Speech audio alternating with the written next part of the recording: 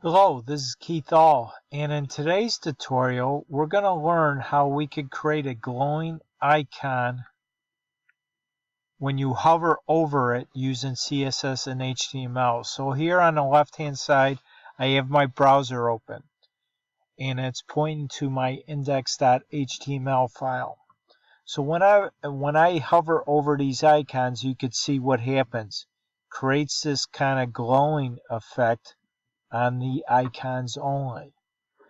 We're also going to be learning about how we could create these white borders around each one of these list items that I have in my index.html file. So if we go over here on the right hand side here, I have my HTML editor, which is I use Atom, A-T-O-M. And basically what's happening on the top here is I'm pulling in a CSS file for Font Awesome. Font Awesome is a web font that we could use to get these icons that I have displayed over here. So you could do this one of two ways. You could download a CSS file from Font Awesome, or you can point it directly to their site if you're connected to the internet. Now, in this example, I'm pulling in a downloaded CSS file, and it's in the same directory as you can see here as my index.html file.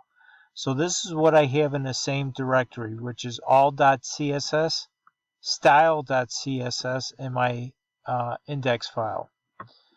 So, but if you want to point it directly to the file on the internet, then all you have to do is go to bootstrapcdn.com.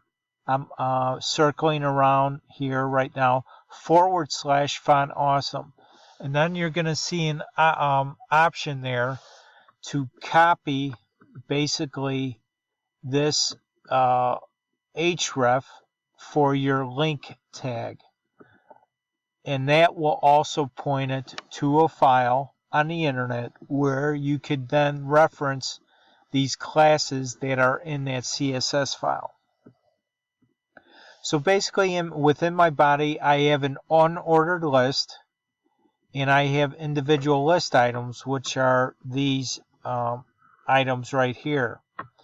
And then within that, what I'm doing is I'm referencing the I tag and then a class. There's a couple classes, so you could reference multiple classes within the same attribute for this I tag. So this is what it is. I have a class called FA, then a class called FA-GIF, and that's all being referenced in this all.css file. So basically what this is doing is it's going to the CSS file and looking for FA-GIF, and it's pulling up this icon. The same thing with the rest of these. So I have a heart icon, which is this over here on the left. And I have a graduation cap. That's this. So you could reference many different icons within Font Awesome this way. So let's now go over to my styles.css file. Let's see how we're doing this all together. So let's go up to the top. I'm just doing an asterisk, which is going to be a default for my entire web page. I'm starting out the margin at up here to be 0, padding 0. And then for the body tag, I won't go into detail with all these different properties here, but basically what justify content does, it's taking everything within the body tag and centering it horizontally, and then align items will center it vertically. So this is why these list items that I have here are being centered vertically and horizontally. And then the background for the body itself is this color. It's like a dark gray.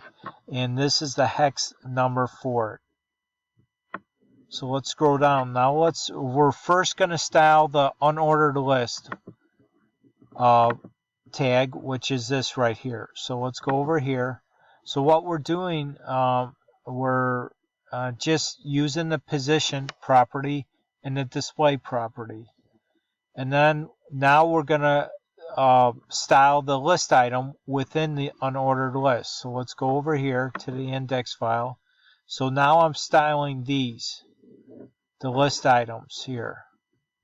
So let's see what I'm doing here. So basically list-style none is going to, by default, when you have a list item, it's automatically going to put a bullet point next to your item, which is basically, in this case, it's my icons.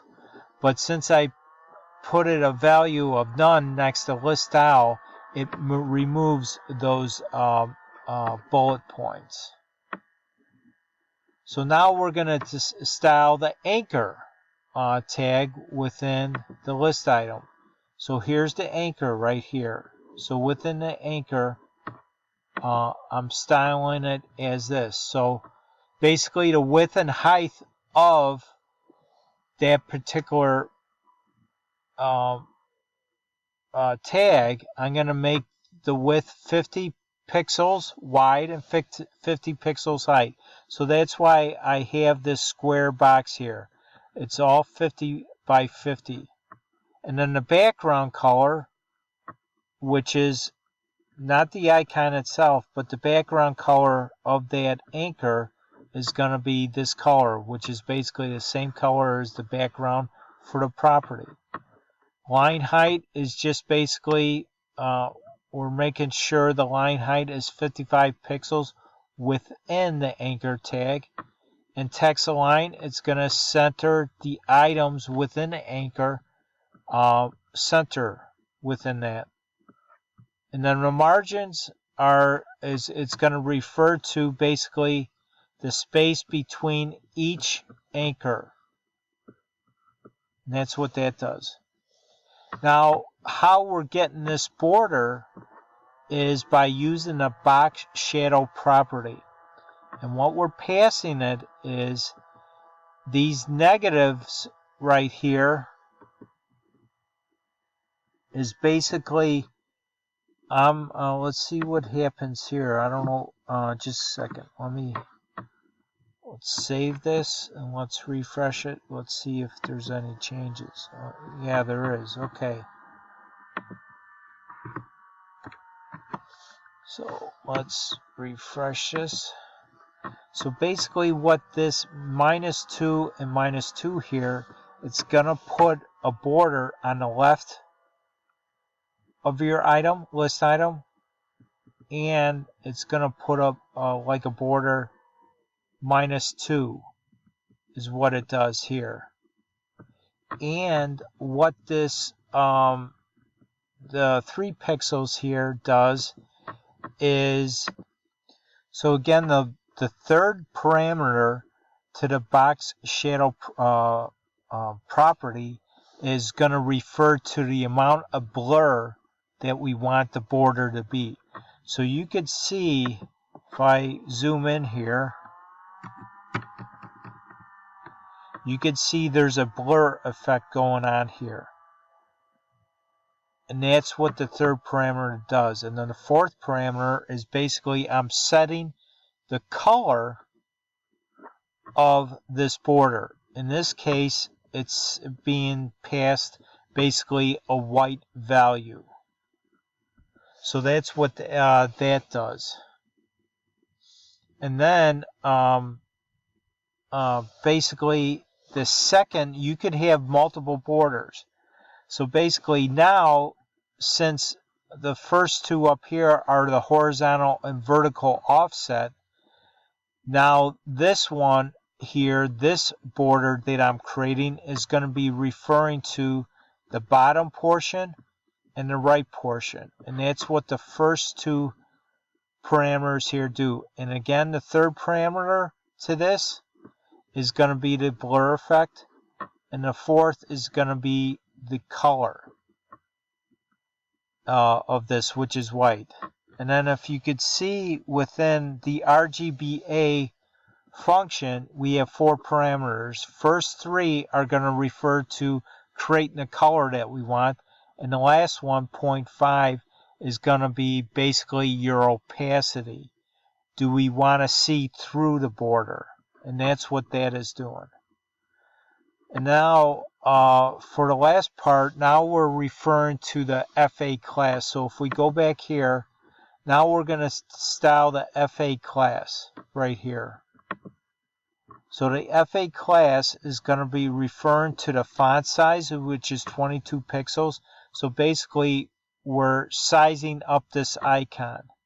So if I change this, let's change it up to 32, and you'll see the effect on it. See, it increases the size of this icon. So I'm going to go back to 22.